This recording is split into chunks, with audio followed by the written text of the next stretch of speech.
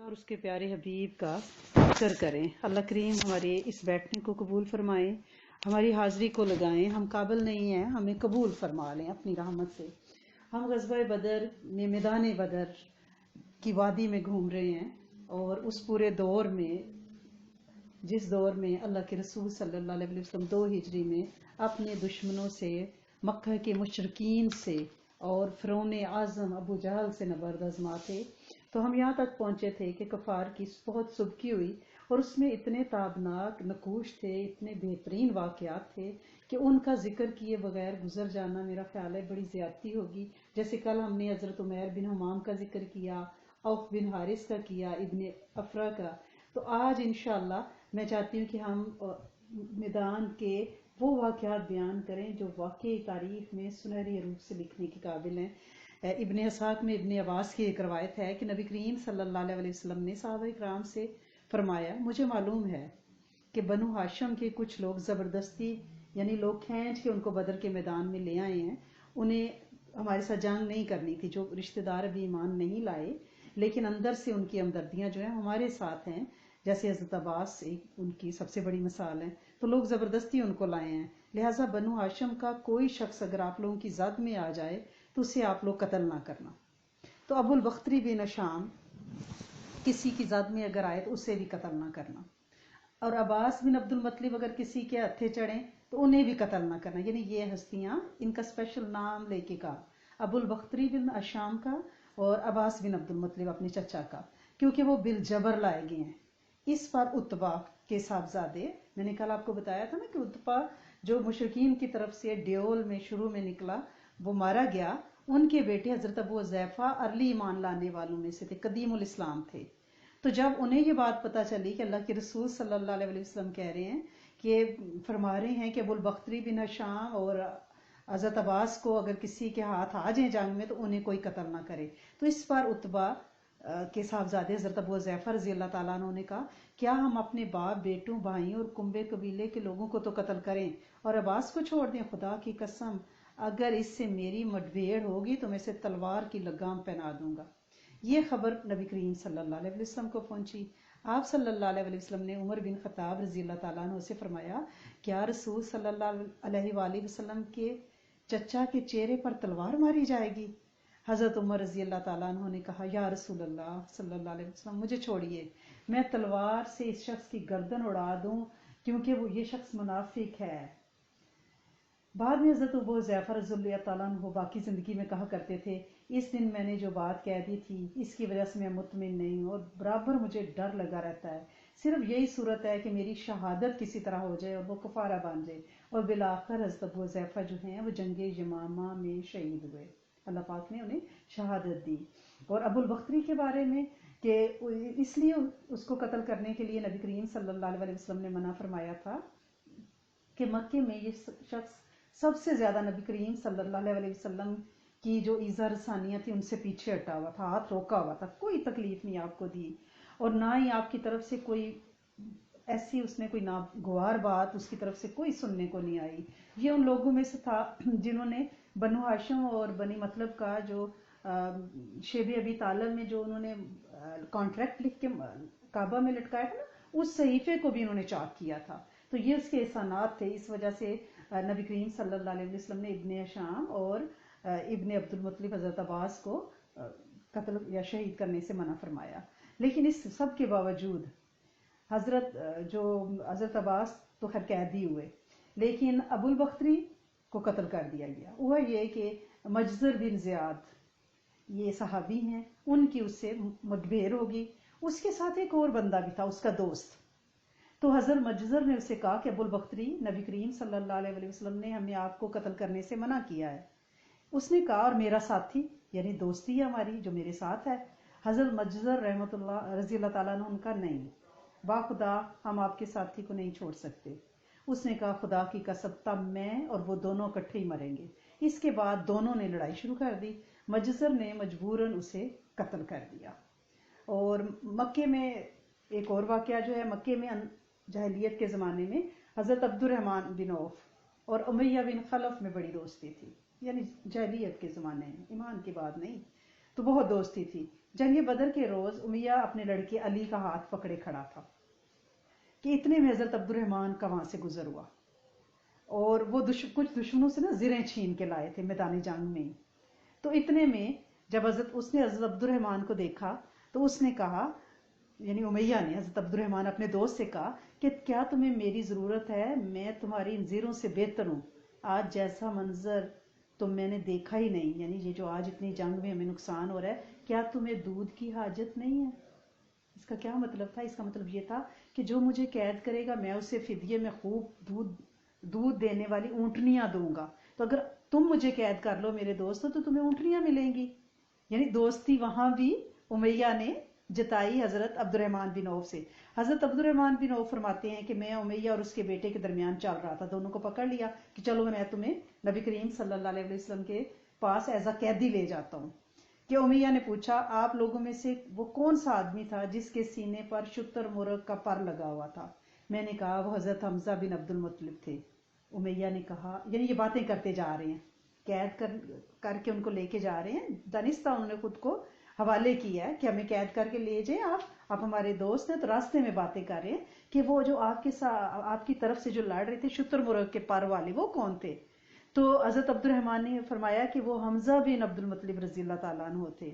امیہ نے کہا یہی شخص ہے جس نے ہمارے اندر تباہی مچا رکھی تھی. حضرت عبد الرحمن بن عوف کہتے ہیں کہ واللہ میں ان دونوں کو لیے جا رہا تھا کہ اچانک حضرت بلال نے امیہ کو میرے ساتھ دیکھ لیا. آپ کو پتا ہے نا کہ حضرت بلال کو امیہ نے کتنی اذیتیں دی ہیں مکے میں. حضرت بلال نے کہا او کفار کا سرغنہ امیہ بن خلف، اب تو یا میں بچوں گا یا یہ بچے گا. میں نے کہا اے بلال یہ میرا قیدی ہے. انہوں نے کہا اب یا تو میں رہوں گا یا یہ رہے گا. پھر نہایت بلند آواز سے بولے اے اللہ کے انصارو، یہ رہا کفار کا سرغنہ امیہ بن خلف، اب یا تو میں رہوں گا یا یہ رہے گا. حضرت بن عبد الرحمن بن عوف کہتے ہیں کہ اتنے میں لوگوں نے ہمیں کنگن کی طرح گھیر لیا اور میں ان کو بچاؤ کراتا رہا، مگر ایک آدمی نے تلوار سونت کر اس کے بیٹے کے پاؤں پر ضرب لگائی، وہ گرا. ادھر امیہ نے اتنے زور سے چینخ ماری کہ ویسی چینخ میں نے کبھی نہیں سنی. میں نے کہا نکل بھاگو، مگر آج بھاگنے کی کوئی گنجائش نہیں تھی. یعنی انہوں نے اپنے دوست سے کہا کہ بھاگ لو، خدا کی قسم میں تمہارے کچھ کام نہیں آ سکتا. حضرت عبد الرحمن کا بیان ہے لوگوں نے اپنی تلواروں سے ان دونوں کو کاٹ کر ان کا کام تمام کیا. اس کے بعد حضرت عبد الرحمن بن عوف بعد میں کہا کرتے تھے واللہ بلال پر رحم کرے، میری زریں بھی گئیں اور میرے قیدی کے بارے میں بھی مجھے تڑپا کے چلا گیا. اور اس واقعے کے بارے میں اس کی ڈیٹیل جو ہے وہ صحیح بخاری میں بھی زاد المعاد میں بھی ہے، اور اس میں یہ بھی لکھا ہوا ہے کہ جب امیہ بن خلف گرا نا تو حضرت عبد الرحمن بن عوف گھٹنوں کے بل اس کے اوپر ایسے بیٹھ کے لیکن لوگوں نے ان کو کے نیچے سے ان کو تلوار ماری اور عبد الرحمن بن عوف کا پاؤں بھی اس واقعے میں زخمی ہوا. حضرت عمر بن خطاب، دیکھیں یہ دوست کو نہیں بچا سکے، یہ ان واقعات سے آپ سیکھیں. جب دین کا معاملہ آیا تو کوئی دوست کو نہیں بچا سکا. حضرت عمر بن خطاب نے اپنے ہاتھ سے اپنے ماموں عاص بن شام بن مغیرہ کو قتل کیا، سگے ماموں کو. حضرت ابو بکر صدیق نے اپنے سگے بیٹے عبد الرحمن بن ابی بکر کو قتل کیا اور پکار کر ان سے کہا او خبیث میرا مال کہاں ہے؟ یعنی کہ تم میرے بیٹے ہو نا لیکن تم ایمان نہیں لائے اور میرا مال بھی، یعنی جو ظاہر وہ مکہ میں تھے تو گھر بار زمینیں تو انہیں کے پاس رہ گئی نا. جو مہاجرین آئے تھے وہ تو صرف اپنا مال لے کے آئے تھے جو ہاتھوں سے اٹھا سکتے تھے. تو جو غیر منقولہ جائیدادیں تھی جو زمین میں، یعنی زمین، مکان، گھر، چراگاہیں، تو انہوں نے کہا خبیث میرا مال کہاں ہے؟ اور انہیں باپ نے بیٹے کو، یہ اسلام کا معاملہ ہے کہ جب دین کا معاملہ آئے تو پھر کوئی رشتہ نہیں ہے. ہم کہتے ہیں کہ ہمارے بچے نہیں مان رہے، ہم کیا کریں؟ یہ کتنی لیم ایکسکیوز ہے. یہاں دیکھیں سگا بیٹا، سگے ماموں، بہترین دوست، لیکن کوئی رشتہ نہیں ہے. جس وقت مسلمانوں نے مشرکین کو گرفتار کرنا شروع کیا تو نبی کریم صلی اللہ علیہ وسلم چھپر میں تشریف فرما تھے. حضرت سعد بن معاذ تلوار حائل کیے دروازے پہ پہرا دے رہے تھے تو نبی کریم صلی اللہ علیہ وسلم نے دیکھا کہ حضرت سعد بن معاذ کے چہرے پر ایک ناگواری کا تاثر ہے. تو آپ صلی اللہ علیہ وسلم نے فرمایا کہ میں تمہارے چہرے پہ کوئی ناگواری محسوس کر رہا ہوں. تو انہوں نے کہا خدا کی قسم اللہ کے رسول، یہ ہمارا اہل شرک کے ساتھ پہلا معرکہ ہے. اللہ نے ہمیں موقع دیا ہے، ہمیں اہل شرک کو گرفتار نہیں کرنا چاہیے بلکہ انہیں خوب قتل کرنا چاہیے، انہیں کچل دینا چاہیے. یعنی یہ جذبہ تھا اس جنگ میں. حضرت عکاشہ بہت ہی خوبصورت نام ہے، حذیفہ، عکاشہ. دیکھیں آپ لوگ کہتے ہیں بچوں کے ہمیں تاریخ میں جو ہے اسلامک نام اکثر لوگ میسج کرتے ہیں، تو آپ تاریخ پڑھیں تو آپ کو پتہ چلے نا. اب یہ دیکھیں حضرت عکاشہ کا نام کتنا خوبصورت نام ہے. حضرت حذیفہ پیچھے ہم نے دیکھا. اللہ پاک آپ لوگوں کو اور ہماری نسلوں کو اسلامی نام، صحابہ کے نام، اہل بیت کے نام رکھنے کی توفیق عطا فرمائے. اس جنگ میں حضرت عکاشہ، یہ عین سے ہے اور سٹک والا کاف ہے، حضرت عکاشہ بن محسن اسدی کی تلوار ٹوٹ گئی. یعنی اتنی بہادری سے لڑے، نبی کریم صلی اللہ علیہ وسلم کی خدمت میں آئے. آپ نے انہیں لکڑی کا ایک ٹکڑا دیا، یعنی پھٹا سا تھما دیا اور فرمایا عکاشہ اسی سے لڑائی کرو. عکاشہ رضی اللہ تعالیٰ عنہ نے رسول صلی اللہ علیہ وسلم سے لے کر ہلایا تو وہ ایک لمبی مضبوط چم چم کرتی ہوئی سفید تلوار میں بدلی ہو گیا، وہ جو لکڑی کا ٹکڑا تھا. لوگ کہتے ہیں اپنے نبی کے معجزے بتائیں. آپ جتنی آپ ہسٹری پڑھیں گی ایک ایک قدم پہ آپ کو معجزے نظر آئیں گے. پھر انہوں نے اسی سے لڑائی کی یہاں تک کہ اللہ نے مسلمانوں کو فتح عطا فرما دی. اس تلوار کا نام اون تھا، یعنی مدد. یہ دیکھیں اون بھی کتنا پیارا نام ہے، اور یہ صحابہ کے بھی نام ہے، اون، معاون، معاذ. ٹھیک ہے نا. عکاشہ، حذیفہ.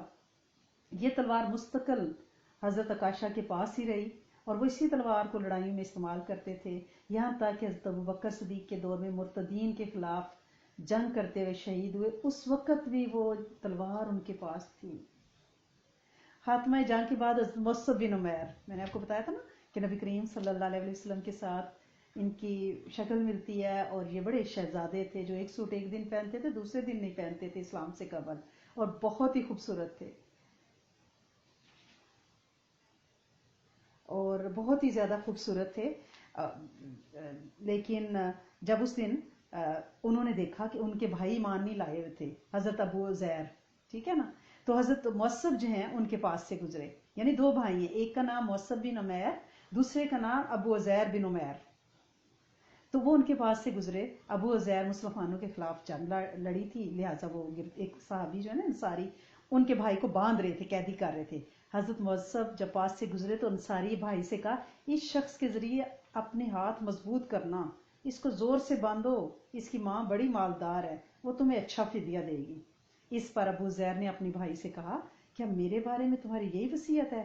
حضرت مصعب نے فرمایا ہاں، تمہاری بجائے یہ انصاری میرا بھائی ہے، سگا بھائی ہے. اور اپنی ماں کے بارے میں کہہ رہے ہیں، یعنی جب اسلام کا رشتہ، اس کے علاوہ کوئی رشتہ، ایک دوسرے سے محبت، اللہ اور رسول کے لیے محبت، جن کا آپ کو پتہ چلتا ہے کہ وہ دین کے ساتھ جڑے ہیں، وہی آپ کے بھائی. اب دیکھیں ایک خون کا رشتہ ہے بھائی، ایک انصاری مواخات کا رشتہ ہے، لیکن وہ فرما رہے ہیں ہاں تمہاری بجائے مجھے یہ اپنا انصاری بھائی زیادہ پسند ہے، یہ میرے قریب ہے، یہ میرا بھائی ہے. جب تک تم ایمان نہیں لائے، تم دیندار نہیں ہوئے. ہم کہتے ہیں ہاں فلاں ہمارا رشتہ دار، اب کیا کریں نا، ان کی پارٹیز میں تو جانا پڑتا ہے، ان کی مکس گیدرنگ میں تو جانا پڑتا ہے، اب کیا کریں نا، بھائی جو ہوا، بہن جو ہوئی. یہاں دیکھیں کہہ رہے ہیں کس کے باندھنا، اس کی ماں بڑی مالدار ہے، تمہیں بڑا اچھا فدیہ دے گی.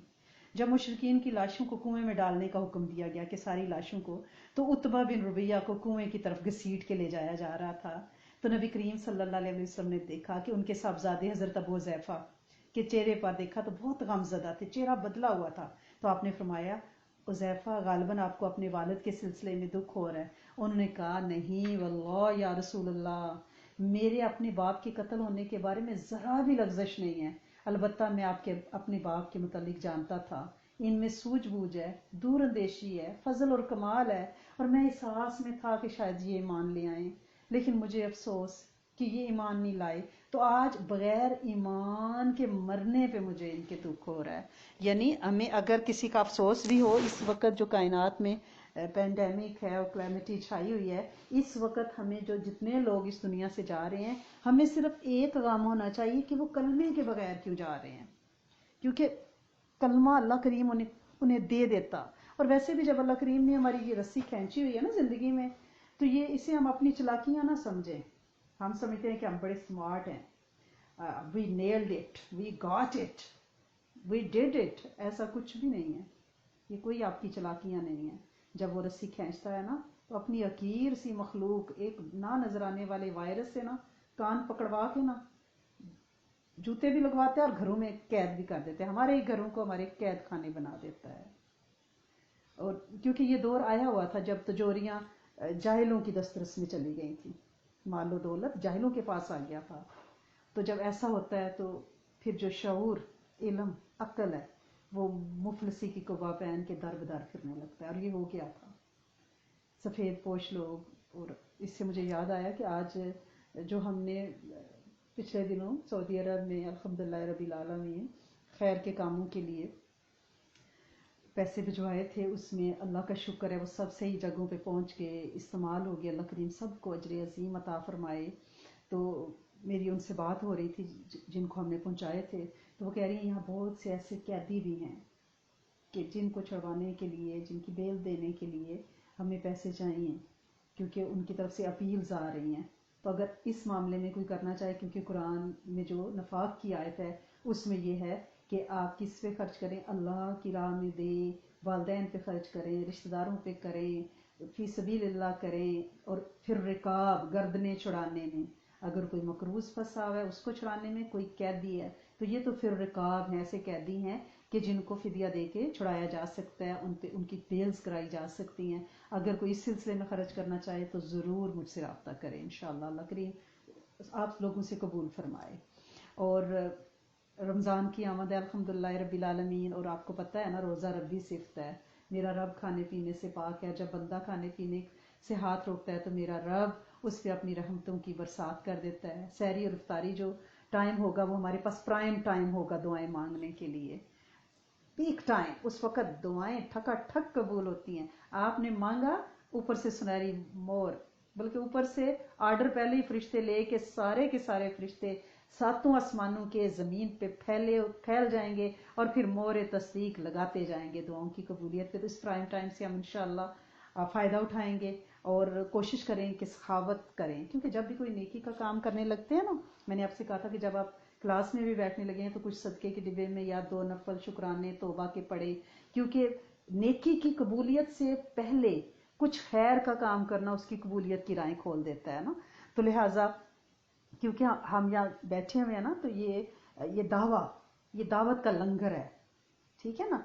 हर कोई अपनी अपनी ज़ुकात एक्चुअली दे रहा है। आपके कान है, आप सुन के, यानी आपकी समातें हैं, आप कान की ज़ुकात दे रही हैं। जिसके पास ज़बान है वो ज़बान की ज़ुकात, इल्म है इल्म की ज़ुकात, हिल्म है हिल्म की ज़ुकात।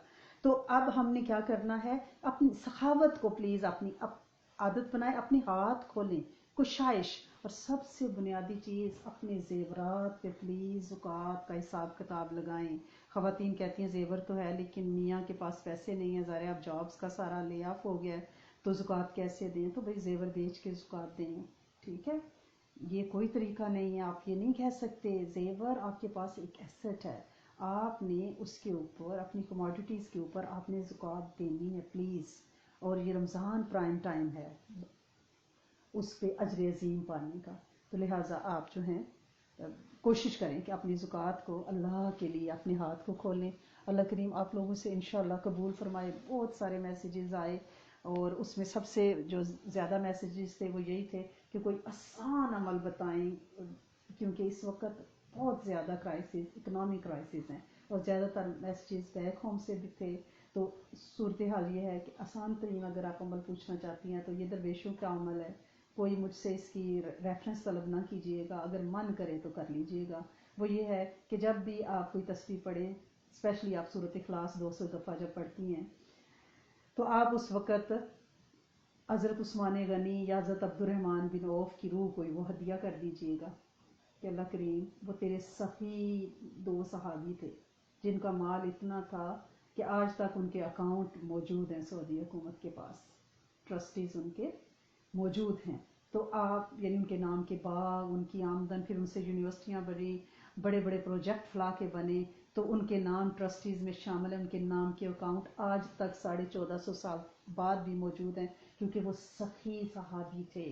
तो अल्लाह करीम, मैं उनकी रूह को ये 200 दफ़ा सूरत इखलास हदिया कर रही हूँ, फिर आपकी नस्लों में रिज़्क़ के दरिया बह जाएंगे इंशाअल्लाह अज़ीज़। और दूसरा ये कहा गया कि सास जो हैं, अम्मा जी छठी मजाज हैं, उनको ये वहम हो गया है। मुख्तलिफ किस्म के शकूक होते हैं, जैसे अम्मियों को, बाज़ अम्मियों को यानी मदर इन लॉज को یا ماؤں کو بڑھاپے میں اس طرح کے شکوک آ جاتے ہیں، وہم ہو جاتا ہے کہ میرے کپڑے ناپاک ہیں، ٹھیک ہے، ان کو، کیونکہ میرا واسطہ بہت سارے بزرگوں میں رہا ہے الحمدللہ رب العالمین، تو مجھے اندازہ ہے کہ ہماری شلوار ناپاک ہوگی، ہم نماز کیسے پڑھیں؟ وہ دھوتے جاتے ہیں، ہاتھ دھوتے جاتے ہیں، برتن دھوتے جاتے ہیں، یعنی ان وہم ہو جاتا ہے. یا چڑیا، میرا کپڑا تار پہ ٹاول لٹکا ہوا ہے، اگر چڑیا پاس سے اڑ گئی ہے تو یہ ناپاک ہو گیا، اب اس کو دوبارہ دھوئیں.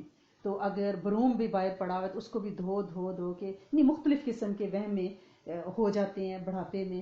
تو پتہ چلا ہے، یعنی جو آئی ہے، سوال آیا ہے کہ اماں جی کو وہم ہو گیا ہے کہ میری جو بہویں ہیں وہ مجھے کھانے میں خدا نخواستہ زہر ڈال کے دے دیں گی. تو وہ وہم ایسا ہوا ہے کہ ان کو ایسے ویسے خواب بھی آنے لگے ہیں کہ ان کو کھانا دیں. تو ان کو لگتا ہے کہ خواب میں ان کی جو گزر گئی ہیں بہنیں اماں جی کی، وہ آتی ہیں، وہ کھانا کھاتی ہیں. تو وہ کہتی ہیں، اس کا یہ تعبیر انہوں نے لے لی کہ مجھے مارنے کی کوشش کی گئی ہے کیونکہ مردے وہ کھانا میرے خواب میں کھا کے گئے ہیں. تو پہلی بات تو یہ ہے کہ بزرگوں کے ساتھ اس طرح کے حادثے یہ بیماری ہے، ٹھیک ہے، وہم کی، شک کی، کوئی چیز ویژولائز کر لینا، ٹھیک ہے، اور پرسونیفائی کر لینا، اور پھر اسی اثار میں جینا. کیونکہ وہ لاشعوری طور میں اس کو مشکل الفاظ نہیں بناتی، کیونکہ وہ اپنے گمان میں ایسی دنیا میں جی رہے ہوتے ہیں جہاں ساری چیزیں ان کے سامنے مجسم ہو کے، پرسونیفائی ہو کے آ جاتی ہیں. تو وہ سمجھتے ہیں کہ واقعی مجھے زہر دینے کی کوشش کی جا رہی ہے. تو کوئی بات نہیں. اس میں سب سے بڑی چیز تو یہ ہے کہ پہلی بات پوچھا گیا ہے کہ خواب میں اگر کوئی آئے مردہ اور کھانا کھا جائے تو کیا اس کی تعبیر ہے؟ اس کی کوئی بھی تعبیر نہیں ہے. مردہ آیا ہے، کھانا کھا کے چلا گیا، زندوں کو بھی کھلائیں، مردوں کو بھی کھلائیں. اگر کر سکتے ہیں تو ان مردوں کے نام کا کچھ ہدیہ کر دیں، صدقہ کر دیں، ان کے لیے مغفرت کی دعا کر دیں، ان کو ایک تسبیح سورۃ اخلاص کی ہدیہ کر دیں، ٹھیک ہے، آپ پہ ہے، اس کا کوئی ایسی پریشان کن بات نہیں ہے. دوسرا یہ ہے کہ اماں جی کو جو یہ وہم ہو گیا ہے، اس کا علاج بہوؤں کے پاس ہے، اور وہ ہے صبر. کیونکہ اس عمر میں عادتیں نہیں بدلتی تو لاشعوری جو طور پہ جو اپسیٹ ہوئی ہیں، اس پورے نظام کو کیسے بدلا جا سکتا ہے؟ اللہ پاک سے دعا کریں کہ اللہ کریم ان کو کلمے پہ رکھے، اور اس پہ جتنا آپ صبر کریں گی، اس پہ یہ نہیں آپ نے کہنا کہ اماں جی نے کہہ دیا ہے تو آپ روئیں اور پریشان ہو جائیں، ڈپریس ہو جائیں. کیا واقعی اس کھانے میں کچھ تھا؟ ایسا کچھ بھی نہیں تھا. نہ اس چائے میں کچھ تھا، نہ دودھ مکھن انڈے میں، ٹوسٹ میں کچھ بھی نہیں تھا نا. تو آپ کو اس وقت صبر دکھانا ہے، اور اماں جی کا یہ احسان یاد رکھنا ہے جب بھی آپ کا دل ان سے دکھے، کہ تو یہ احسان یاد رکھیں گے، جو 5-6 فٹ کا میرا شہزادہ جو مجھے کما کے لا کے دیتا ہے، میرے گھر کی مارگیج دیتا ہے، میرے ٹیبل پہ گروسریاں رکھتا ہے، جس کی اولادیں میری گود میں ہیں، جو میرے گرم سرد وقت کا ساتھی ہے، اللہ کریم یہ شہزادہ اس ماں کے جسم کا کٹا ہوا ٹکڑا ہے، جس نے اس کے ساتھ وہی مشقتیں کی ہیں جو میں آج کر رہی ہوں، جو اس کے ساتھ راتوں کو جاگی ہے، جو اسے 1 سال 9 مہینے لے کے اپنے ساتھ باندھ کے چلی ہے، جس کا جسم چوس چوس کے یہ بڑا ہوا ہے، اور جو اس کے رونے پہ روئی ہے، اس کے ہنسنے پہ ہنسی ہے، جس کی زندگی کا مقصد ہی یہ بچہ تھا. آج وہ بچہ اگر جوان ہو گیا، آل اولاد والا ہو گیا ہے، تو یہ کہنا کہ اماں جی جو ہیں یہ ہمیں رلاتی ہیں، وہ رلاتی دانستہ نہیں رلاتی. وہ عمر کے اس حصے میں چلی گئی ہیں جس حصے میں ہم نے بھی جاننا ہے. اور جتنا صبر آج آپ میری جان دکھائیں گی، اتنا ہی صبر انشاءاللہ آپ کی بہویں بھی دکھائیں گی. یہ گیو اینڈ ٹیک ہے. اور یہ چیز یاد رکھیے گا کہ ماں باپ کے ساتھ کیا ہوا سلوک جب تک ہم اس دنیا میں نہیں دیکھیں گے، موت نہیں آئے گی. تو اس لیے جیسا کریں گے ویسا بھریں گے. اماں جی کی اس مرض کا کوئی علاج نہیں ہے سوائے ان کے حق میں دعائے خیر کے اور برداشت کے، اور ان کی مزید خدمت کے جتنی کر سکیں. یہ ذہن میں کبھی نہ لائیں کہ کل انہوں نے کہا تھا ناشتے میں زہر ہے، تو اب وہ کہہ رہی ہیں کہ مجھے ناشتہ بنا کے دو، تو آپ ہی جا کے بنا لو. نہیں، آپ کے ٹھیک ہے اماں جی، ٹھیک ہے، یعنی یس سر. یہ جو بزرگ ہوتے ہیں نا، ان کے سامنے جتنی جی حضوری کریں گی، آپ یقین کریں کائنات آپ کی جی حضوریوں میں میرا رب لگا دے گا. آپ سے دین کا کام لے گا، آپ کو تاثیر دے گا. صرف صبر. اللہ کریم آپ کو ہمت دے، اور اماں جی کو شفائے کاملہ عاجلہ دائمہ عطا فرمائیں. اس لیے میں آپ سے کہتی ہوں کہ آپ علم نشرہ زیادہ سے زیادہ پڑھا کریں تاکہ حواس باقی رہیں انشاءاللہ. ایک کوشچن یہ آیا ہے کہ اب آگے کیونکہ تراویح کا سلسلہ ہے، مساجد میں کئی لوگ ایسے ہیں جو مستقل مساجد میں ہی خواتین مرد بچے تراویح پڑھتے تھے پہلی دفعہ، کیونکہ یہ اس سچویشن میں کہ کرونا میں جو رمضان آ رہا ہے، تو اس میں اب تراویح گھر میں پڑھی جائے گی. تو لوگوں کا یہ سوال ہے کہ بھئی تراویح میں ہم हमें तो थोड़ा सा 2-4 सूरतें आती हैं, इन्ना लिल्लाहि व इन्ना इलैहि राजिऊन। तो अब हम क्या करें? तो पहली बात तो ये है कि अभी रमज़ान में कुछ दिन है, प्लीज़ कम से कम आखिरी 10 सूरतें याद कर लें, प्लीज़ मेरी आपसे रिक्वेस्ट है। और उनको तरतीब से बदल बदल के पढ़ें अपनी तरावी में। और एक तरावी में आप एक से ज़्यादा सूरतें भी पढ़ सकती हैं, 10 भी एक रकत में पढ़ सकती हैं, ठीक है ना। तो इसमें हम शॉर्ट क्लिप इंशाल्लाह बना के पोस्ट करेंगे ताकि सबको इससे फ़ायदा हो। और अगर नहीं भी याद तो जितनी थोड़ी याद है, बाज़ लोग बीमार हैं नहीं कर सकते या कुछ इशू है, उनको 3 सूरतें आती हैं, खुदा न खास्ता 2 आती हैं, तो वो उन्हीं को रिपीट कर करके इंशाल्लाह पढ़ेंगे। लेकिन तरावी 20 आपने पढ़नी है, इस पे जल्दी इंशाल्लाह आप दुआ करें कि अल्लाह पाक मेरे वक्त ईमान में बरकत डाले। तो इस पे हम शॉर्ट क्लिप इंशाल्लाह पोस्ट करेंगे। और इन दिनों आप कोशिश करें कि एक दिन में एक टाइम मुकर्रर कर लें कि इस वक्त मैं उम्मत के लिए रो रो के गिड़गिड़ा के मांगूंगी, आधा घंटा 1 घंटा 10 मिनट ही सिर्फ उम्मत के लिए आप टाइम रखें प्लीज़। इन दिनों उम्मत जिस तकलीफ में है, हमने अपनी होश में इसको नहीं देखा, तो प्लीज़ आपने क्या करना है, उम्मत के लिए मांगे। इस वक्त जो उम्मत के लिए मांग जाएगा वो अपनी नस्लों के लिए मनवा जाएगा। ये वक्त दुआ है। तो आप प्लीज़ वक्त मुकर्रर करें, वक्त मुकर्रर करें। और अगर अल्लाह के दिल में जगह पानी है ना, तो वो है ना कि सारी दुनिया की निगाहों में गिरा है मजजूब, तब कहीं जाके तेरे दिल में जगह पाई है। तो दुनिया की फिक्र नहीं करनी, दुनिया के लिए दुआ करनी है। वो सास है, वो उम्मत है, वो नॉन मुस्लिम है, वो दीनी भाई हैं, वो ईमानी भाई हैं, वो इंसानी भाई हैं, सब के लिए दुआ करनी है। और दूसरा ये है कि बच्चों के रिश्तों के लिए सब ने कहा कि प्लीज़ कुछ छोटे से अमाल बता दें। आजकल उम्मत शॉर्टकट पे एक्चुअली आ गई है, लंबे अमाल करने को दिल नहीं चाहता, उनका ख्याल है हमारे पास वक्त नहीं है। हालांकि कोरोना से मार खा के कोरोना के हाथ में मेरे रब ने दी रस्सी और कहा इनके गले में बंद और इन्हें इनके कैद खानों में, घरों को कैद खाने का रूप दे दो और वहाँ इन्हें नज़रबंद कर दो। अब भी हम कहते हैं हमारे पास टाइम नहीं है, क्योंकि फैमिली घर में है तो हमें रोज़ उनके लिए निहरियाँ बिरयानियाँ बनानी है। देखें अगर अब भी टाइम नहीं है तो कब टाइम होगा। बहरहाल माओ ने कहा कि कोई मुख्तसर प्लीज़ बताएं, तो अल्लाह हर मुख्तसर से मुख्तसर अमल में भी बहुत तासीर है, लेकिन कोशिश करें कि तस्बीह और मसल्ले को वक्त दें। अल्लाह की याद में जो आपका दिल गुजरेगा ना और जो वक्त लग जाएगा, क़यामत के दिन जब वो तराजू में तोला जाएगा ना, तो फिर आपको पता चलेगा कि अल्लाह ये अजर था, मैं क्यों ना मसल्ले के साथ ही ग्लू लगा के चिपक गई, मैंने क्यों ना तस्बीह कोई अपना साथी संगी दोस्त बना लिया, फिर पछताएंगे। इसलिए बेहतर है कि अभी हमारे पास वक्त है। तो सबसे पहली जो चीज़ है वो ये है कि मसनून शादी की प्लीज़ नियत करें कि अल्लाह करीम हमारे बच्चे का बेहतरीन रिश्ता दे, बच्चे बेटी बेटे का अल्लाह करीम हम मसनून शादी करेंगे। होता ही है, पहले सब कहते हैं बाजी दुआ करो मसनून शादी करेंगे, जो ही शादी का कार्ड देने आते हैं पूछो हाँ जी, तो नहीं क्या करें बच्चे नहीं ना मान रहे, अब एक ही दफ़ा तो शादी होनी है ना, हमने तो कहा है। क्या बाकी जगहों पे भी आप ऐसे ही सरेंडर कर जाती हैं 1 मिनट में? वहाँ तो आप स्टैंड लेती हैं, नहीं मैं तो ये नहीं मानूंगी, मैं तो माँ हूँ। तो यहाँ आप कहती हैं कि नहीं नहीं मसनून शादी, आप देखें ना हालात ऐसे हैं, कहाँ कनाडा में रह के मुमकिन है। तो प्लीज़ पक्की नियत करें, बच्चों से भी कराएं मसनून शादी, मस्जिद का निकाह, लेडीज़ और जेंट्स का सेपरेट फंक्शन, बिल्कुल मेहंदी मायूं नाच टापे हल्ले गुल्ले। यानी 60 साल की अम्मा भी है तो वो फूल उठा के ज़रूर ठुमका लगाएंगी चाहे चुक पड़ जाए ना, ये होता है। लेकिन यह है कि भाई बेटे की शादी, और फिर पता चलता है कि बेटा साल के अंदर ही ठा फा हो गई है, फिर ये होता है कि हमारे साथ क्यों हुआ है। तो प्लीज़ मसनून शादी की नियत करें, खुदा का वास्ता है आपको, वरना सीरा पढ़ने का कोई फ़ायदा नहीं है अगर हम अपनी ज़िंदगी में सीरत को लाएंगे नहीं। अगर मसनून शादी की नियत नहीं करनी तो फिर मुझे बदकिस्मती से कहना पड़ रहा है, और आपके आसपास मसाले हैं, फिर बार बार अल्लाह ये मौके देगा शादियाँ करने की उसी बच्चे की। तो प्लीज़ बाज आ जाए, इससे ज़्यादा मैं आपको कोई बड़ी बात नहीं कह सकती। और ये हो रहा है, तलाकों की शरह बढ़ रही है हर घर में, 99% घरों में ये इशू चल रहे हैं। प्लीज़ तो लिहाजा मसनून शादी की नियत करें, रोज़ाना सदका दें, बच्चों की तरफ से एक कॉइन ज़रूर डालें कि अल्लाह इनका नेक जोड़ा, और उम्मत के हर बच्चे का, हर चीज़ में उम्मत की नियत। मसाजिद की सफाई, आजकल तो आप मसाजिद में जा नहीं ना सकते, अल्लाह ने अपने घर भी बंद कर दिए, یہ بھی ایک بہت بڑا عمل ہے بچوں کے اچھے رشتوں کے لیے. مساجد کے باتھ روم صاف کریں کہ اللہ کریم رکاوٹیں دور کر، کسی گندی راہوں پہ اور کسی ایسے خاندان سے نہ ملا دینا جو ہمیں نچا کے رکھ دے.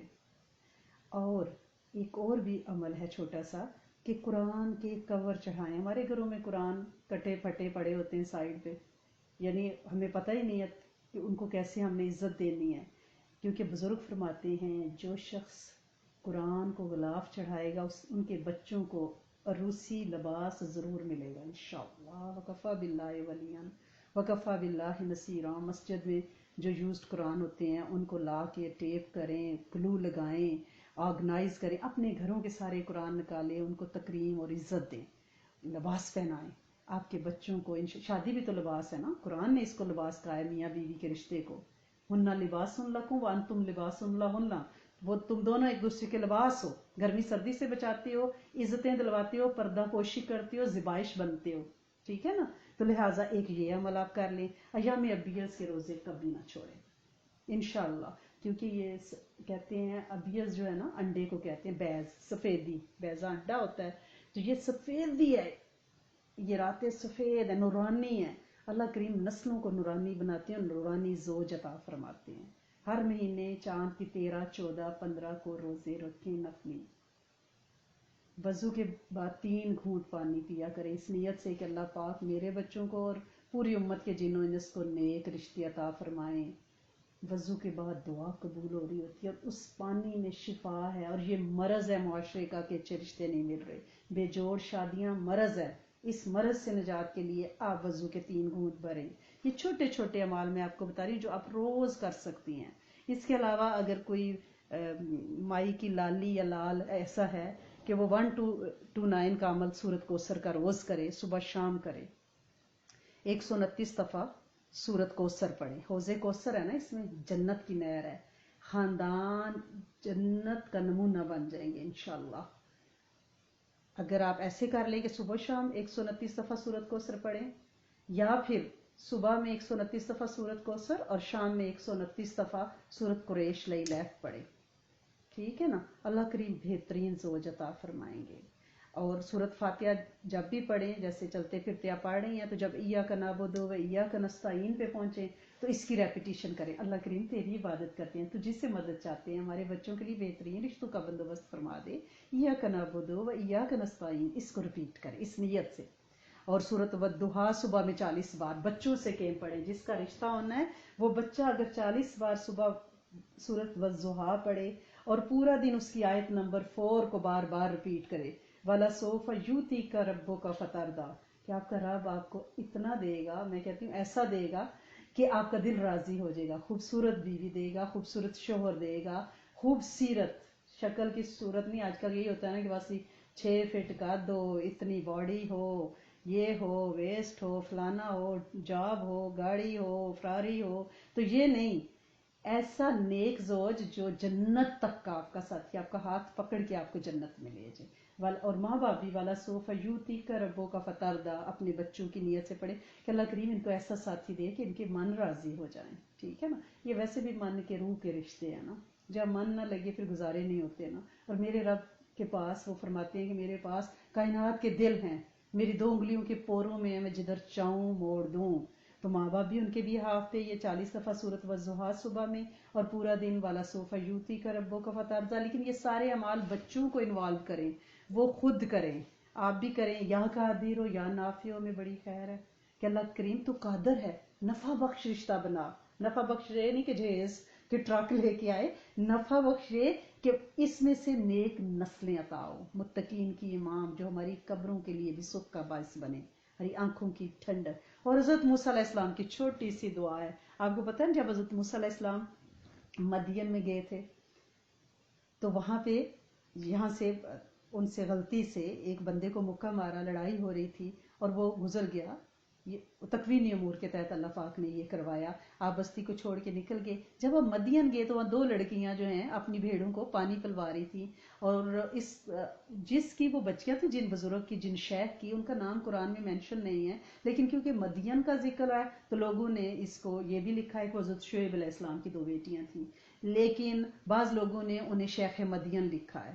کہ مدین کے وہ بزرگ نیک صالح ہستی جن کے پاس 8 سال تک حضرت موسیٰ علیہ السلام نے ان کی بکریاں چرائی تھیں، ان بیٹیوں میں سے ایک کا رشتہ ملا تھا، کیونکہ جب ان بچیوں کو وہ پانی پلانے کے لیے کھڑی تھی نا تو چرواہے پانی پلا رہے تھے، مرد، ان کا بھائی نہیں تھا، تو آپ نے ان کے پاس جا کے پوچھا تم کیوں نہیں پانی پلاتی؟ انہوں نے کہا یہ سارے جب پلا کے چلے جائیں گے پھر ہمیں اجازت نہیں ہے، یہ سارے یعنی کڑیل جوان ہیں، مرد ہیں، یہ پلا رہے ہیں۔ تو انہوں نے کیونکہ جلالی بادشاہ تھے، بکریاں لی، پانی پلایا۔ جب وہ لڑکیاں بکریاں لے کے جا رہی تھی نا اپنی بستی کی طرف، تو یہ ایک درخت کے نیچے بیٹھ کے اور انہوں نے دعا کی، ربی انی لما انزلت علی من خیر فقیر، اللہ تو جو میری طرف اتارے میں فقیر ہوں۔ تو علماء نے اس میں سے یہ نقطہ نکالا ہے، پھر انہی بچیوں میں سے ایک سے ان کا نکاح ہوا کہ یہ جو آیت ہے اچھے رشتوں کے لیے بہترین ہے۔ تو آپ پلیز اس آیت کو حضرت موسیٰ علیہ السلام کے ہم گروپ پہ بھی ڈال دیں گے، حضرت موسیٰ علیہ السلام کی دعا ہے، ربی انی لما انزلت علی من خیر فقیر، اللہ تو جو میری طرف اتارے میں فقیر، منگتا اس خیر کا، ٹھیک ہے نا۔ اور ایک ہم نے آپ کو دعا بتائی ہوئی ہے، مسنون دعا ہے، سنن نسائی میں بھی ہے، اور امام احمد بن داؤد نے بھی اس کو نقل کیا ہے، اللہم لا خلابہ، اللہم لا، اللہ کوئی مجھے پنجہ نہ مار جائے۔ یہ رشتے جو ہے نا، دیکھنے میں تو لوگ بڑی ٹرے سجا کے آئیں گے اور بڑا آپ کو منہ ٹیڑے کر کر کے، یہ میری بیٹی نے کچھ بنایا، یہ کیک میری بیٹی نے بیک کیا ہے، بعد میں پتہ چلتا ہے کہ بیٹی جو ہے وہ کہتی ہے میں نے تو کبھی انڈا بھی بوائل نہیں کیا۔ تو اس لیے آپ نے یہ دعا پڑھنی ہے، دعا کہ اللہم لا خلابہ، اللہ کریم ہمیں کوئی پنجہ نہ مار جائے، ہماری عقل و دانش اتنی نہیں ہے، اللہ کریم خیر سے نیک صالح خاندانوں سے ملائے انشاءاللہ، متقی، تقوی کو آپ نے معیار بنانا ہے، جس خاندان میں آپ کو تقوی نظر آئے وہاں آپ نے نظر رکھنی ہے، آنکھ رکھنی ہے۔ تو اس کے بعد اگر ہر نماز کے بعد، یہ چھوٹے چھوٹے میں آپ کو بتا رہی، بڑا اس میں کوئی بھی عمل نہیں ہے لیکن ان کی تاثیر بہت بڑی ہے کیونکہ قرآن و حدیث سے ہیں، لیکن میں چھوٹا اس لیے کہہ رہی ہوں ایزی آپ کے کرنے کے لیے، شارٹ کٹ۔ ہر نماز کے بعد اگر یا واحدو کی تسبیح کر لیں، اللہ کریم کا نام ہے یا واحدو، اللہ تنہا ہے نا، تو جس کے لیے آپ پڑھ رہی ہیں نا وہ آپ کو تنہا نہیں چھوڑے گا، آپ کو ساتھ ہی دے گا، یا واحدو۔ ہر نماز کے ساتھ ایک تسبیح، کتنا ٹائم اس پہ لگتا ہے، یا واحدو، اس نام میں اتنی تاثیر ہے، انشاءاللہ بہترین زوج ملے گا۔ اور اللہ کریم آپ سب کے بچوں کو اور پوری امت کے جن و انس کو جنت کے عافیتوں کے ساتھ عطا فرمائے، اور انشاءاللہ نسلوں میں کبھی طلاقیں، ڈپریشن، سیپریشن اور خودکشیوں کے معاملات نہ پیش آئیں، اور ان میں سے بہترین نسلیں چلیں اور ان کی گودیں اللہ پاک عافیت کی اولادوں سے انشاءاللہ العزیز بھرے۔ رمضان کی گروسری کا لوگ پوچھ رہے ہیں، جی گروسریاں کریں لیکن بارلے اس میں ضرور خریدیں، کھجور اور فگ، تخم لنگا، ٹھیک ہے نا، یہ آپ کا لبلبا، یہ آپ کا نیند نہ آنے والا، یہ روٹھے دل کو مناتا ہے، جگر کو مناتا ہے، روٹھی نیند کو مناتا ہے، اور یہ لبلبے کے لیے بہت اچھا ہے۔ تخم لنگا آپ خرید کے رکھیں، روز شام کو آپ اپنے دودھ میں اور جو بھی آپ جوس پئیں کسی بھی چیز میں آپ ڈال کے اس کو ضرور لیں، یہ آپ کو انشاءاللہ انرجی بھی دے گا۔ تخم لنگا پہ اگر کوئی شارٹ کلپ دیکھنا چاہے تو یوٹیوب پہ ہمارا ہے تخم لنگا کے اوپر ایک شارٹ کلپ، آپ اس کو دیکھیں، اس میں پوری ڈیٹیل ہے۔ اور کل ہم نے ذکر کیا تھا حضرت معاذ بن افرا کا، جو کہ ابو جہل کے قاتل تھے، ٹھیک ہے نا، تو ان کے بارے میں، حضرت معاذ تو اسی جنگ میں شہید ہو گئے تھے، یہ 2 بچے معاذ اور معوذ، ٹھیک ہے نا۔ تو حضرت معاذ بن افرا جو ہیں وہ حضرت ابو ایوب کے غلام حضرت افلا سے ایک روایت میں آپ کو سنا رہی ہوں کہ حضرت عمر کے زمانے میں، یعنی یہ حضرت عمر کے دور خلافت میں یہ خاص، یعنی انہوں نے اپنا رواج بنا لیا تھا کہ وہ اصحاب بدر جو بھی زندہ تھے نا، اصحاب بدر میں نے آپ کو بتایا تھا 313 تھے، صرف 14 شہید ہوئے تھے، کل ہم ان کی ڈیٹیل پڑھیں گے۔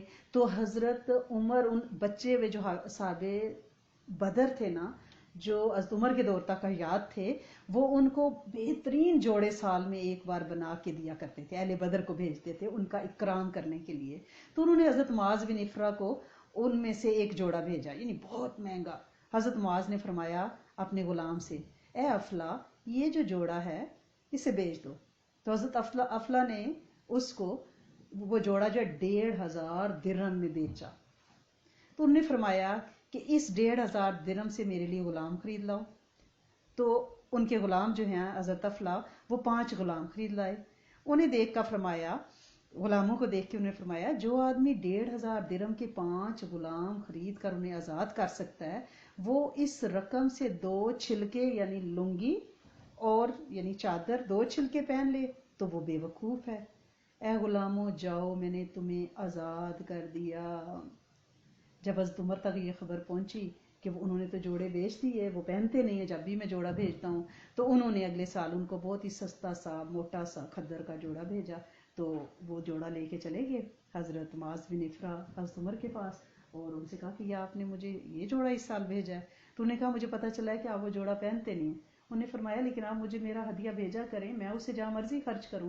گویا ہدیہ جس کے پاس جاتا ہے آگے وہ اسے جہاں بھی خرچ کرنا چاہے وہ اسے کر سکتا ہے، وہ اس کی ملکیت ہوتا ہے۔ اور دوسری چیز ہمیں اس میں یہ سمجھ آئی ہے کہ ہم اتنے مہنگے چھلکے اپنے جسم پہ نہ پہنے کہ اب عید آ رہی ہے جی، تو اب بہت سے لوگ کہہ رہے ہیں کہ اب ہم اس میں عید کے ڈریسز کیسے بنیں گے، ہماری عید کیسے ہوگی، یعنی انہیں رمضان سے زیادہ عید کی فکر ہے، تو چھلکے کپڑوں جسم پہ نہ پہنے بلکہ انہیں خیر کے کام پہ ہم خرچ کریں۔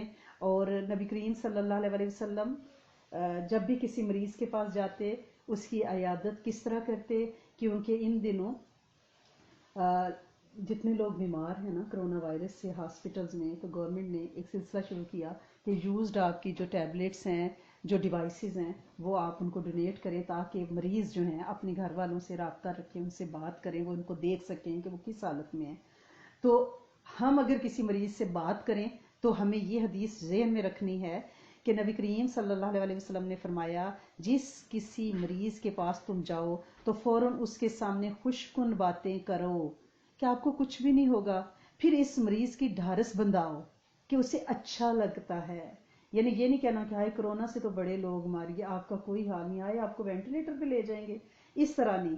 کیوں کہ نبی کریم صلی اللہ علیہ وسلم کا اپنا طریقہ کار کیا تھا، جب آپ کسی مریض کے پاس جاتے تو اس سے اس کی تکلیف کے بارے میں پوچھتے کہ اچھا کیا بیماری ہے آپ کو، اچھا آپ کے یعنی جیسے آپ پوچھ سکتے ہیں کہ لنگز میں تکلیف ہو رہی ہے، کھانسی آ رہی ہے، آپ فرماتے ہیں آپ کا کیا حال ہے، کیا کچھ کھانے کو دل کرتا ہے، اور پھر آپ اس کے دوسری خواہشات کے بارے میں پوچھتے، پھر اپنا دستے مبارک کبھی اس کی پیشانی کبھی اس کے سینے پر رکھ دیتے، اس کے لیے دعا فرماتے ہیں، اور پھر ایسی چیز تجویز فرماتے ہیں جو اس کے لیے نفع بخش ہوتی۔ کبھی کبھی آپ وضو کا پانی وہاں پہ کہتے پانی لاؤ میں وضو کروں، آپ وضو کرتے اور بچا ہوا پانی اس مریض پہ چھڑک دیتے اور پھر کہتے لا باسا طہورو انشاءاللہ، تو کم از کم آپ لا باسا طہورو انشاءاللہ تو مریض کو کہہ سکتی ہیں، آپ اسے تسلی دے سکتے ہیں کہ کچھ نہیں ہوتا، کرونا سے 2% لوگوں کو خدا نخواستہ اس دنیا سے جانا ہوتا ہے، باقی تو ریکور کر جاتے ہیں، کوئی مسئلہ نہیں ہے۔ تو لہٰذا لیکن ہمارے اندر جذبہ کیا پیدا ہو، جو مین چیز ہے وہ یہ ہے کہ ہمیں صحابہ جیسی صلاحیتیں پیدا ہو جائیں، وہ عادتیں بس آ جائیں، اس کی ہمیں کوشش کرنی ہے۔ اور اس کے لیے یہ دیکھیں جیسے حضرت عقبہ بن نافع ہیں، بہت ہی کٹھن سفر کر کے یہ افریقہ میں داخل ہوئے تھے۔ یہ جو حضرت موسیٰ بن نصیر اور حضرت طارق بن زیاد، یا آپ جبرالٹر وغیرہ کے بارے میں پڑھتے ہیں، اسپین کا وہ ساری ہسٹری، مراکو کی، تو اس میں وہاں تک یہ افریقہ میں داخل ہو گئے تھے، کہاں مدینہ ہے، گھوڑوں کے سفر پہ، اور وہاں سے واپسی پہ شہید ہوئے۔ آج بھی الجزائر میں ان کی قبر ہے جو پتہ بتا دیتی ہے کہ کہاں مدینہ، کہاں حجاز، اور کہاں ان کی قبر بنی دین کے لیے۔ یعنی انہوں نے ایک دفعہ تیونس میں تھے، یعنی اس افریقی ایریے میں، تو وہ انہوں نے چھاونی بنانی تھی، تو اب جہاں چھاونی بنانی تھی ان کے ساتھ 12,000 ساتھی تھے جس میں سے 19 صحابہ بھی تھے، تو وہ ایک اونچی جگہ پہ کھڑے ہوئے، انہوں نے سوچا کہ کہاں چھاونی بنائیں، تو پاس ایک جنگل تھا، تو صحابہ نے کہا کہ یہاں تو بہت سارے درندے ہیں، یعنی شیر، چیتے، سارے درندے ہیں یہاں پہ، یہاں کیسے چھاونی بنا سکتے ہیں، تو فوجیوں کو کھا جائیں گے۔ 19,000 صحابہ، 12,000 آپ کے پاس فوج ہے جس میں سے 19 صحابہ اکرام ہیں، تو انہوں نے اونچی جگہ کھڑے ہو کے حضرت عقبہ بن نافع نے اعلان کیا، جنگل کے جانوروں کو اعلان کر رہے ہیں، اے جنگل کے جانوروں، ہم اللہ کے رسول صلی اللہ علیہ وسلم کے غلام ہیں، 3 دن کی مہلت ہے تمہارے لیے، جنگل سے نکل جاؤ، اس کے بعد جو جانور ملے گا ہم اسے قتل کر دیں گے۔ پورے افریقہ نے دیکھا جانور سر نیچا کر کے جنگل خالی کرتے رہے 3 دن، جن کے چھوٹے بچے تھے وہ اپنے منہ میں بچے ڈال کے لے گئے. آج ہم بھی ایسے ہو جائیں, ہماری کوئی دعا, کوئی ایسی دھمکی کہ ہم بیک یارڈ میں کھڑے ہو کے کہیں کہ اے وائرس جاؤ اپنی بلوں میں گھس جاؤ. ہم اللہ کے نبی صلی اللہ علیہ وسلم کے امتی ہیں, ہمیں انہوں نے اپنا بھائی فرمایا ہے, قیامت کے دن ہماری شفاعت فرمائیں گے, سجدوں میں رو کے ہمارے لیے دعائیں مانگی ہیں. کاش کاش کاش ہم ویسے ہو جائیں. عقبہ بن نافع والا ایمان مانگا کریں, تاثیر وہ مانگا کریں, لیکن پلے کچھ ہوگا تو پھر نا, کہ لوگ کہتے ہیں نا کہ پھونک میں کیا صلاحیت ہے, تو پھونک مارنے والا کوئی ہونا چاہیے, بڑی صلاحیت ہے پھونک میں. دعا مانگنے والا کوئی ہونا چاہیے, بڑی صلاحیت ہے دعا میں. آپ دیکھیں ایک صحابی کھڑے ہو کے کہہ رہے ہیں تو جانور نکل گئے, شیر, لوگوں نے دیکھا جا رہے ہیں, لگڑ بگڑ بڑے بڑے یعنی زہریلے جانور, سانپ, سب جنگل خالی کر گئے. اور آج تک اس جنگل میں کوئی جنگلی جانور نہیں آیا. صحابی کی اس ندا پہ نکل گئے. کاش ہم میں سے کسی کے پاس یہ ہو جائے. ایک کوشچن اور آیا تھا, ہم کوئکلی اس کو آنسر کرتے ہیں کہ میں نے اس دن اذان کے جواب کی بات کی تھی ایک لیکچر میں, تو انہوں نے کہا کہ کوئی اور دعا بھی, ہم اذان جیسے حی علی الفلاح کہا تو ہم نے پورا سنا, جواب دیا, تو اسی دوران اگر ہم کوئی اور ذکر کر لیں. جی بالکل, حدیث میں منقول ہے کہ جب حی علی الصلاح حی علی الفلاح کہا جائے تو اس وقت لا حول ولا قوت الا باللہ العلی العظیم تو آپ نے کہنا ہی ہے. ساتھ آپ یہ دعا پڑھ سکتی ہے, رضیت باللہ ربن و بالاسلام دینا و بمحمد صلی اللہ علیہ وسلم, کہ اللہ کریم ہم آپ کے اللہ ہونے پہ, رب ہونے پہ ہم راضی, آپ کے اسلام پہ ایز اے دین ہم ماننے پہ آپ راضی, آپ کے نبی صلی اللہ علیہ وسلم پر ایمان پہ ہم راضی ہوئے. تو آپ یہ پڑھ سکتی ہیں یہ دعا, رضیت باللہ ربن و بالاسلام دینا و بمحمد صلی اللہ علیہ وسلم نبیًا. یہ دعا آپ پڑھ سکتی ہیں, اور اذان کے بعد آپ نے درود شریف ضرور پڑھنا ہے, اذان کی دعا پڑھنی ہے, اور مختصراً جو دعا ہے ربنا آتنا فی الدنیا حسنۃ وفی الآخرۃ حسنۃ وقنا عذاب النار آپ ضرور پڑھیں. اور جب لا حول ولا قوت پڑھ رہی ہوں تو آپ نے اپنی قیامت تک کی نسل اور پوری امت کے جنوں انس کا تصور کرنا ہے. اور جو شخص یہ اذان کا جواب دیتا ہے نا لا حول ولا قوت الا باللہ العلی العظیم پڑھ کے, اس کو 3 نعمتیں اللہ پاک عطا فرمائیں گی. اس کی نسلوں میں سے نماز اور سجدے نہیں چھینیں گے انشاءاللہ, اور آخری وقت میں شیطان کی گمراہی سے بچائیں گے, نسلوں کو انشاءاللہ ایمان پہ رکھیں گے. لہٰذا ہم نے یہ کوشش کرنی ہے کہ ہم اذان کا جواب, ہمارے گھر میں جو اذان کلاک ہے جب بھی ہو آپ اس کا جواب ضرور دیں. اور ایک اور سلسلہ تھا کہ کھانا کھانا تو ہمیں آتا ہے, کیا آپ اس کی تھوڑی سی ریمائنڈر ہمیں بتا سکتی ہیں کہ کیا کریں؟ تو بھائی کھانے کو سب سے پہلی بات یہ نیت سے کھائیں, نیت کریں کہ میں کھانا کھانے لگی ہوں اللہ تیری اطاعت کے لیے, عبادت بنائیں کھانے کو کہ اللہ کریم میں اس لیے کھا رہی ہوں کہ میرے جسم کو قوت ملے تو میں روزے رکھ سکوں, میں لمبے سجدے کر سکوں, صلاۃ تسبیح پڑھ سکوں, تجھے راضی کر سکوں. تو پھر یہ کھانا آپ کا کیا ہو جائے گا, عبادت. کھانے کی نیت اس پہ آپ نے کبھی غور نہیں کیا. کھانا حلال اور پاک صاف ہونا چاہیے, ٹھیک ہے نا. کھانے سے پہلے ضرور ہاتھ دھونے ہیں کیونکہ یہ کھانے کا وضو ہے. روایت میں حضرت عباس نے فرمایا کھانے کا وضو کر لیا کرو. کھانے سے پہلے اور بعد میں ہاتھ دھونا, وہ کہتے ہیں کہ میں نے اللہ کے رسول صلی اللہ علیہ وسلم سے سنا یہ کھانے کا وضو ہے. کھانے سے پہلے بھی ہاتھ دھونا اور کھانے کے بعد بھی, دونوں ہاتھوں کو دھونا ہے, ٹھیک ہے نا. اور ہاتھ دھونے کے بعد نہ پوچھنا, اس کو صاف نہیں کریں ٹاول سے, یہ سنت ہے. اور کھانے کے لیے مسنون حالت میں, کل میں نے آپ کو بتایا تھا نا 2 زانوں بیٹھنا, اور جس طرح آپ نے کھانا بیٹھ کے شروع کیا نا اسی طرح بیٹھنا, بار بار کبھی چوکڑی ماریں, کبھی ٹانگیں لمبی کر رہے ہیں. اگر کوئی مجبوری نہیں ہے صحت کی تو ادب سے کھانا کھانا, ٹھیک ہے نا. اپنی بار بار نشست نہیں بدلنی, تکیے سے ٹیک نہیں لگانی کیونکہ اس سے موٹاپے کا خطرہ ہے. جب آپ نے ٹیک لگائی ہوگی نا, آرام سے کھا رہے ہیں تو پتہ چلتا ہے کہ وہ پورا ہی پاپ کارن کا لفافہ کھا دیا ہے, پورا ہی آپ نے یعنی فرائز کا باؤل کھا دیا ہے, پتہ ہی نہیں ہے نا. سیدھے ہو کے بیٹھیں اور 2 زانوں ہو کے بیٹھیں, 4 زانوں نہیں بیٹھنا. اور کھانے کی جانب تھوڑا جھک کے کھانا ہے, عاجزی ہونی چاہیے. کوشش کریں دسترخوان پہ کھائیں, زمین پر بیٹھ کر, پیٹ بھر کر نہ کھائیں, یہ سنت ہے. بھوک ہو تو اٹھ جائیں, اور کھانا اس وقت کھائیں جب بھوک لگے, اور یہ نہیں ہے کہ فرمائشیں کریں. اگر روٹی موجود ہے تو روٹی ہی کھا لیں, سالن کے لیے شور نہ کریں, انتظار نہ کریں. اور ضروری نہیں ہے کہ ہر وقت لذیذ غذائیں ملیں، سادہ کھانا کھائیں اور نماز پڑھنے سے پہلے کھانے سے فارغ ہو جائیں۔ اگر آپ کو بھوک لگی اور آپ کہہ رہے ہیں نماز پڑھ کے آرام سے کھاتی ہوں، پھر آپ کا دھیان کھانے میں رہے گا، تو بے دھیان نماز اللہ کو قبول نہیں ہے۔ اور کھانے میں کسی کو ساتھ شامل ضرور کریں، یہ اکیلے اکیلے کھانے سے بے برکتی ہوتی ہے۔ اور کوشش کریں کہ نوالا چھوٹا لیں اور چبا چبا کے کھائیں۔ کھانے کی برائیاں نہ بیان کریں، نمک تیز ہو گیا، گلا ہوا زیادہ نہیں، اللہ کے رسول صلی اللہ علیہ وسلم کی یہ ساری حدیث سے میں آپ کو ایٹیکیٹس بتا رہی ہوں۔ اور اگر پسند نہ ہو تو عیب نہیں نکالیں بلکہ ہاتھ کھینچ لیں اگر نہیں کھانے کو دل چاہ رہا، جیسے بہت تیز نمک ہے آپ نہیں کھا سکتی، بلڈ پریشر آیا ہے، تو یہ نہیں کہ ہائے یہ کیا نمک تیز، نہیں، آرام سے آپ کھانا چھوڑ دیتے تھے۔ اور اپنے سامنے سے اپنی قریب سے کھائیں، اور روٹی اس طرح سے نہیں کھائیں کہ بیچ میں سے کھا لیا اور کنارے چھوڑ دیے، یا جیسے بچے ٹوسٹ کھاتے ہیں، بعض ماؤں نے مجھے وہ ٹوسٹ کی پکچر بھیجی کہ بیچ میں سے کھا لیا، سائڈوں سے اس کی چوڑی اور رنگ سا بنا کے رکھا ہوا ہے، نہیں۔ اور زیادہ تیز گرم کھانا نہیں کھانا، اور اگر فروٹ بھی دسترخوان پہ ہو تو پہلے فروٹ سے شروع کریں، ٹھیک ہے نا، اور آڑ میں فروٹ کھائیں۔ اب یہ نہیں کہ تربوز آپ کے یہاں میں آڑ میں کھاتی ہوں 3 تربوز، تو ایسا نہیں ہے۔ اور اگر اچھا بھی کھانا ہے، جیسے ایک ڈش بہت ہی اچھی والی ہے جو آپ کو پسند ہے، تو پہلے اپنی پسندیدہ ڈش کھائیں۔ اور اگر کھجور ہے دسترخوان میں تو کھجور کی گٹھلیاں آپ نے اسی پلیٹ میں نہیں ڈالنی، اور نہ ہی منہ کے ساتھ تھوکنی ہے باؤل میں، ہاتھ سے نکالنی ہے، یہ ساری سنتیں ہیں، اور پھر آپ نے پلیٹ میں یا گاربیج بن میں جہاں بھی رکھنی ہے۔ اور یہ بھی کوشش کرنی ہے کہ کھاتے وقت بالکل ساکت جامد ہو کے نہیں کھانا، بلکہ حسب ضرورت بیچ میں بات کر سکتی ہیں۔ روٹی کے اوپر کبھی سالن کا باؤل نہ رکھیے گا، یہ روٹی کی انسلٹ ہے۔ روٹی سے کبھی ہاتھ اور انگلی صاف نہ کیجیے گا، کیونکہ بعض لوگ ہاتھ صاف کرتے ہیں روٹی سے، یہ کھانے کی توہین ہے۔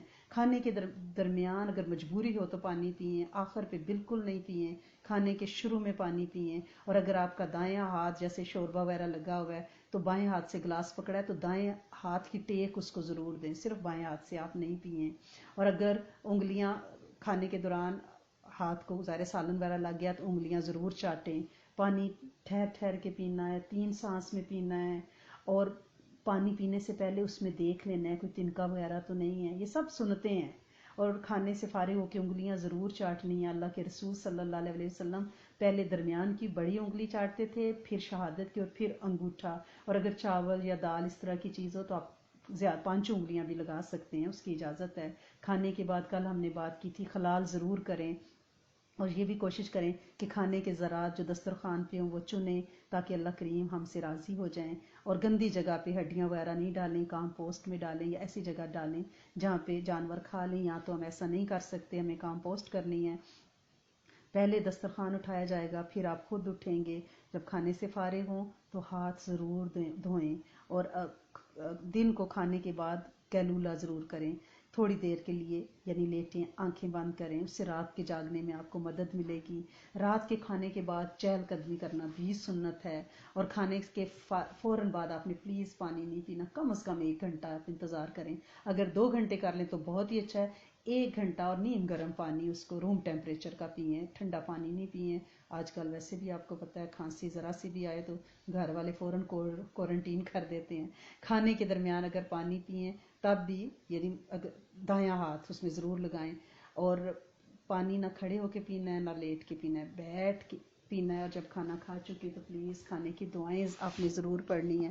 اللہ کریم جو سنتے ہیں ہم پڑھ رہے ہیں، اللہ کریم اس پہ ہمیں عمل کرنے والا بنائیے گا، ہماری نسلوں کو بھی ہم سے قبول کر لیجیے گا۔ اللہم انی اسألک واتوجہ الیک بنبینا محمد صلی اللہ علیہ وآلہ وسلم، نبی رحمت یا محمد، انی اتوجہ بک الی ربک ان تقضی حاجاتی، اللہم لک الحمد کما انت اہلہ، فصلی علی سیدنا محمد کما انت اہلہ، وافعل بنا کما انت اہلہ، فانک انت اہل التقوی واہل المغفرہ۔ اللہم اغفر للمؤمنین والمؤمنات والمسلمین والمسلمات، اللہم انک ملیک مقتدر ما تشاء من امر یکون۔ ربنا آتنا فی الدنیا حسنۃ وفی الآخرۃ حسنۃ وقنا عذاب النار، وقنا عذاب القبر، وقنا عذاب الحشر، وقنا عذاب المرض، وقنا عذاب المرض، وقنا عذاب المرض۔ رب ارحمہما کما ربیانی صغیرا، ربنا ہب لنا من ازواجنا وذریاتنا قرۃ اعین واجعلنا للمتقین اماما۔ اے میرے سونے مالک، اے میرے کریم داتا، تیرے بندے بڑے مسائل میں ہیں اللہ کریم، یہ تیری تخلیق ہیں، تیرا ذکر کرتے ہیں، تجھے چاہتے ہیں اللہ کریم، تیرے حبیب کا کلمہ پڑھتے ہیں، تیری کتاب سے فیض لیتے ہیں، تیرے حبیب کی سیرہ سے فیض لیتے ہیں اللہ کریم، ان کے دلوں کی ہر مراد خواہش عافیت اور برکت کے ساتھ پوری فرما دیں اللہ کریم سے راضی ہو جائیں، انہیں راضی برضا رہنے کی توفیق دیں اللہ کریم، ہماری یہ دعا ہماری قیامت تک کی نسل پوری امت کے جن و انس ہمارے استادوں کے لیے صدا قبول فرمائیں اللہ سونے، جن کے مالی مسائل ہیں اللہ کریم ان کو غیب کے خزانوں سے بہترین طیب رزق سے نوازیں، جسمانی روحانی رزق کے دریا ان پہ بہا دیں اے میرے کریم مولا، جن کے بچوں کے رشتوں کے مسائل ہیں اللہ کریم آپ مدد فرما دیں، نیک لوگوں نیک ساتھیوں سے ملا دیں اور مسنون شادیوں میں رہنمائی فرما دیں اللہ کریم، جتنی کوشش ہم کر رہے ہیں اللہ سنے آپ مدد فرما دیں، یاوری فرمائیں اے میرے کریم مولا، اے میرے سونے آقا، جتنی شادیاں ہوئی ہیں اللہ کریم انہیں طلاقوں سے بچا لینا، لڑائیوں جھگڑوں سے ہمارے گھروں کو محفوظ رکھ اللہ کریم سکھ چین دے دیں اللہ کریم، سکھ چین ہوگا تو رمضان میں توجہ والی عبادت اور ذکر نصیب ہوگا، جہاں جھگڑے ہوتے ہیں میرے مولا وہ پھر بے دھیان باتیں ہوتی ہیں اللہ سونے، رمضان کو ہمارے لیے ہمیں رمضان کے لیے سلامت رکھنا تاکہ ہم تجھے راضی کر سکیں اللہ کریم، تیرا ذکر کر سکیں اللہ کریم تجھ سے اپنی دعائیں منوا سکیں، سال کا رزق روزی تجھ سے لے سکیں اے میرے کریم مالک، اے میرے سونے آقا، تیرے پاس بہت بڑے خزانے ہیں، دنیا بہت محروم ہے اللہ کریم، کسی کی جھولی میں اولاد نہیں، کسی کے بچے کا زوج نہیں، کسی کا روزگار نہیں اللہ کریم کسی کا کسی ایسے نادیدہ دشمن سے واسطہ پڑا ہے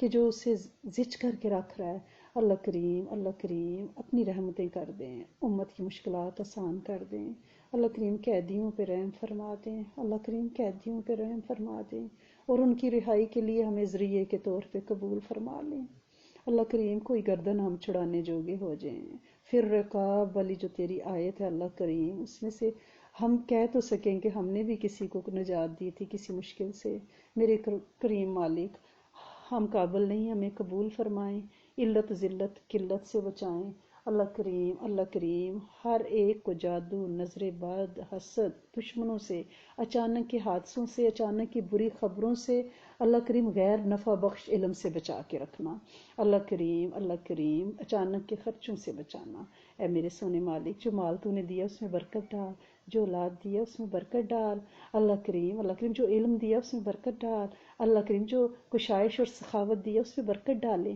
اے میرے کریم مالک، ہمارے ہاتھ کی بھی کشائش، ہمارے گھروں کی بھی کشائش، ہماری قبروں کی بھی کشائش، ہماری اولادوں کی بھی کشائش اے میرے کریم مولا، امت کو کشائش دے دیں، اس قید سے نجات دے دیں عافیت کے ساتھ، اور اس میں جو آپ تربیت کر رہے ہیں ہماری اللہ کریم، یہ قید سے رہائی کے بعد بھی ہمارے ساتھ چلے اللہ سونے، راضی ہو جائیں، معاف کر دیں، بن مانگے نسلوں کو عطا فرمائیں ربنا تقبل منا انک انت السمیع العلیم وتب علینا انک انت التواب الرحیم اللہ کریم، وہ ساری خیر عطا فرمائیں جو نبی کریم صلی اللہ علیہ وآلہ وسلم نے چاہیں، ان سارے شرور سے پناہ عطا فرمائیں جن سے آپ صلی اللہ علیہ وآلہ وسلم نے پناہ چاہی سبحان ربک رب العزت عما یصفون وسلام علی المرسلین والحمد للہ رب العالمین نستغفرک ونتوب الیک اللہم وارزقنا طیبا واستعملنا صالحا استودع اللہ دینکم وامانتکم وخواتیم اعمالکم صلی اللہ علی حبیبہ محمد وازواجہ وامہاتہ